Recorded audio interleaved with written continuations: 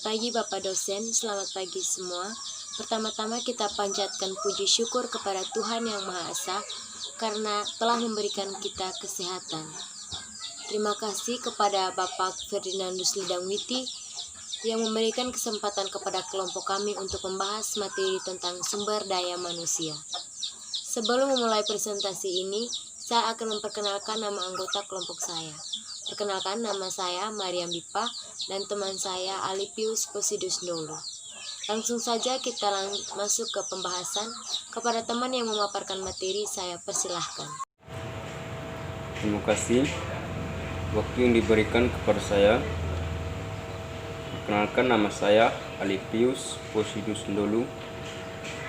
Saya akan memaparkan materi tentang pengertian sumber daya manusia, pengertian manajemen sumber daya manusia dan jenisnya, serta tujuan manajemen sumber daya manusia.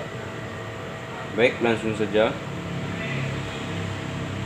Pengertian sumber daya manusia adalah individu produktif yang bekerja sebagai penggerak suatu organisasi, baik itu di dalam institusi maupun perusahaan yang memiliki fungsi sebagai aset sehingga harus dilatih dan dikembangkan kemampuannya. Pengertian sumber daya manusia dapat dibagi menjadi dua, yaitu sumber daya makro dan sumber daya mikro. Sumber daya makro yaitu jumlah penduduk dalam usia produktif yang ada di sebuah wilayah, sedangkan sumber daya mikro adalah individu yang bekerja pada sebuah institusi atau perusahaan.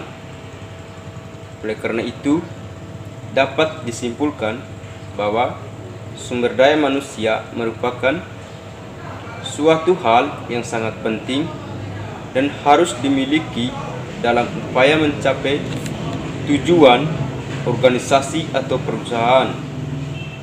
Sumber daya manusia merupakan elemen utama organisasi dibandingkan dengan elemen sumber daya yang lain seperti modal, teknologi, karena manusia itulah sendiri yang mengendalikan faktor lainnya.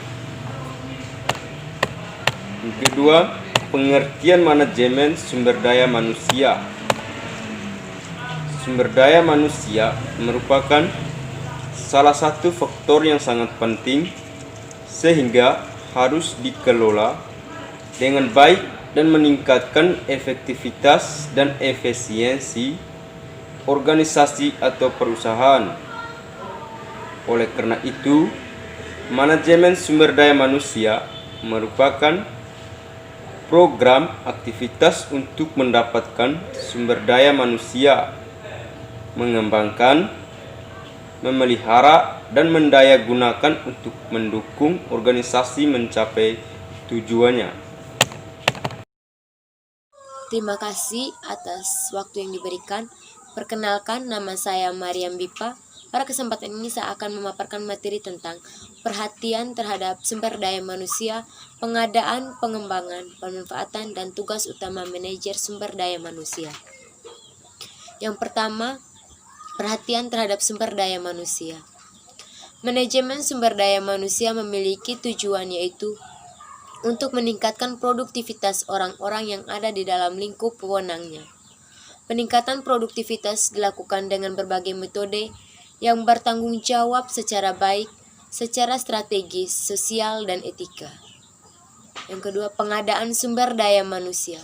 Pengadaan sumber daya manusia merupakan suatu tindakan yang dilakukan oleh suatu organisasi melalui tahapan-tahapan yang mencakup proses penarikan, seleksi, penempatan, orientasi, dan induksi untuk mendapatkan tambahan pegawai yang sesuai dengan kebutuhan.